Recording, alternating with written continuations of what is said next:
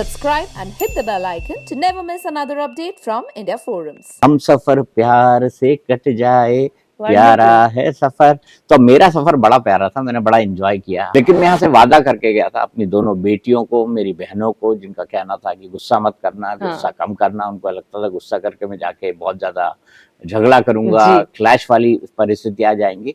तो मैं वहाँ कई सारी चीजें सीखने गया था। और रणवीर को मैंने बताया था कि एक शख्स जिसको मैंने अपने साथ स्टेट से दिल्ली लेकर आया, दिल्ली में काम दिलाया, अपने साथ रखा, उस दिन एक दिन उसने मुझे ही घर से निकाल दिया। ये परिस्थिति मेरे साथ हो चुकी है और रणवीर को मैं किस्सा बता चुका था, लेकिन ये फिर से हो गई। तो मेरे लिए कोई नई बात नहीं है। और मुझे लगता है लवकेश बहुत अच्छे हैं। लवकेश और विशाल वो दो लोग थे जिनको मैंने राम लखन नाम दिया था, क्योंकि मैं जब इंटर कर रहा था।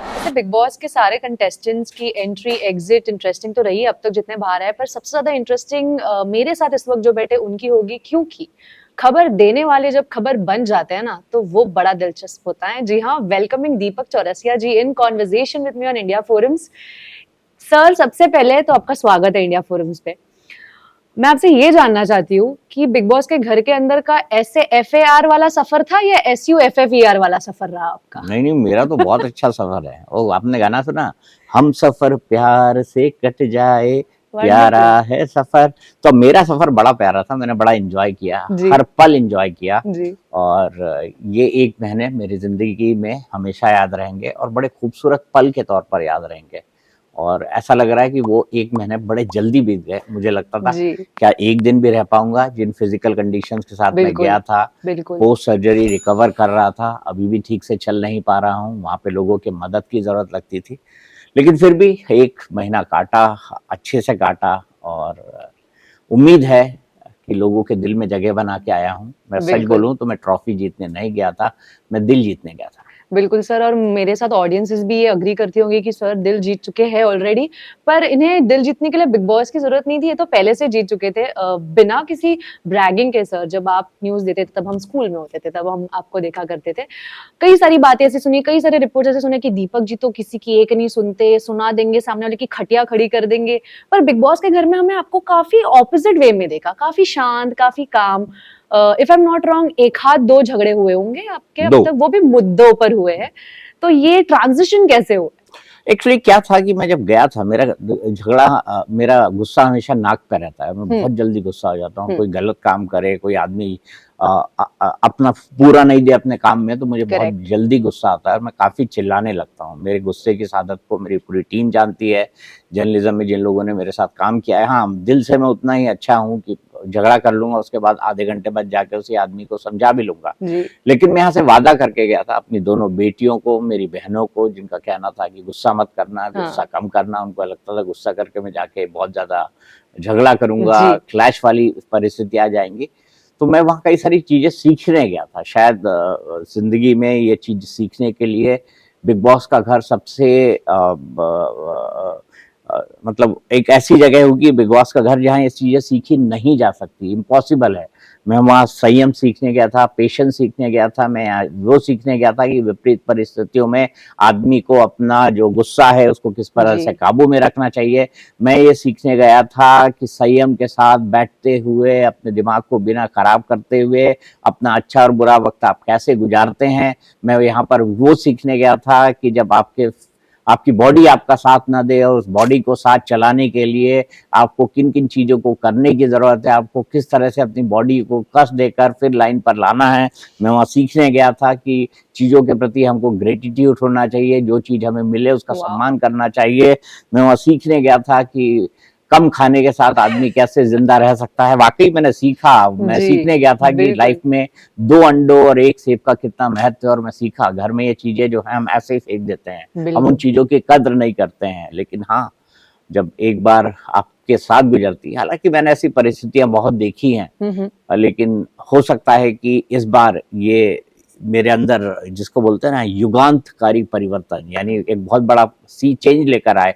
और मैं उम्मीद करता हूं कि कम से कम गुस्से वाली बात पे तो पूरी तरह से पालन करूंगा। अब मैं अनावश्यक बड़ी बात, छोटी बातों पर गुस्सा नहीं हुआ करूंगा। बिग बॉस के घर से इतनी सीख आप लेके आए हैं sir, definitely this is very inspiring. हाँ, क्योंकि लोग कहते हैं ना दीपक ने अपने हम टी शर्ट पे लगा रखा है हम नहीं जी। सुधरेंगे, तो सुधरने के लिए इतनी सीख मैं बिग बॉस के घर से लेके आया हूँ, यही साबित करता है कि हम नहीं सुधरेंगे। बिल्कुल। Coming back to your answer sir, आपने कहा कि गुस्सा हमेशा नाक पे रहता है, वो तो कंट्रोल कर लिया, पर हालांकि जब कोई अपना धोखा देता है ना तब ज्यादा गुस्सा आता है। तो जो रणवीर जी ने जब आपको मैं नॉमिनेट धोखा किया, प्रूफ हूँ, इस तरह के धोखे मैं अपनों से लगातार खाता रहा हूँ। तो रणवीर ने जो किया, रणवीर को पता है। इनफैक्ट अच्छी बात मैं आपको बताऊं, रणवीर को मैंने बताया था कि एक शख्स जिसको मैंने अपने साथ अपने स्टेट से दिल्ली लेकर आया, दिल्ली में काम दिलाया, अपने साथ रखा, उस दिन एक दिन उसने मुझे ही घर से निकाल दिया। ये परिस्थिति मेरे साथ हो चुकी है और रणवीर को मैं किस्सा बता चुका था, लेकिन ये फिर से हो गई। तो मेरे लिए कोई नई बात नहीं है, मेरे लिए पुरानी बात है, लेकिन रणवीर के लिए मेरे मन में बहुत प्यार है, बहुत श्रद्धा है। रणवीर ने जो किया, मुझे लगता है ऐसा होना था, एक दिन तो इविक्ट होना था। अच्छा हुआ मेरे अपने आदमी के कहने पर मेरा इविक्शन हुआ, लेकिन इविक्शन का मुझे किसी भी तरह का कोई गम नहीं है। It's all part of the game. जी बिल्कुल।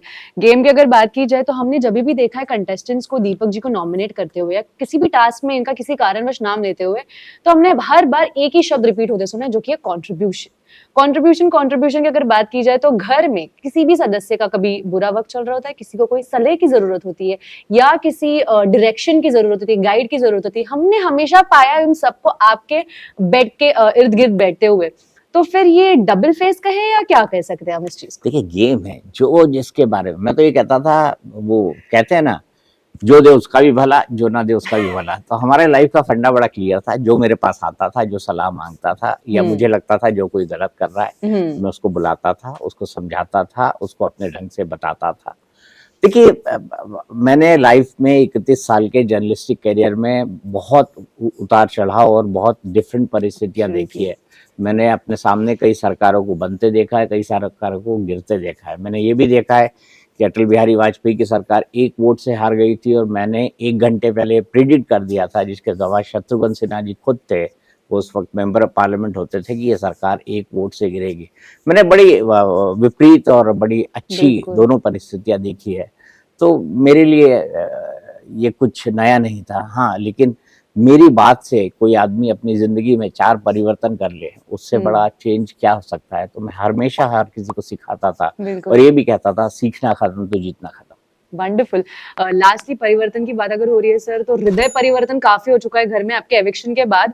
हमने कई लोगों की आंखें नम देखी, पर सरप्राइजिंगली मेरे लिए सबसे ज्यादा था लवकेश की आंखें नम देखना आपके लिए। लवकेश थोड़े से डिस्टर्ब नजर आए आपके जाने के बाद। तो क्या हम ऐसे कह सकते हैं कि ह्यूमन रेस के साथ ना ये होता है कि अक्सर वो इंसान जब आपकी जिंदगी से चला जाता है तब आपको उसकी अहमियत समझ आती है? जी हाँ, कद्र इसी तरह होती है। लेकिन लवकेश के साथ मेरा हमेशा बहुत अच्छा रिश्ता रहा। हो सकता है मैंने कई बार लवकेश को नॉमिनेट किया हो, नॉमिनेशन का मेरा कारण दूसरा होता था।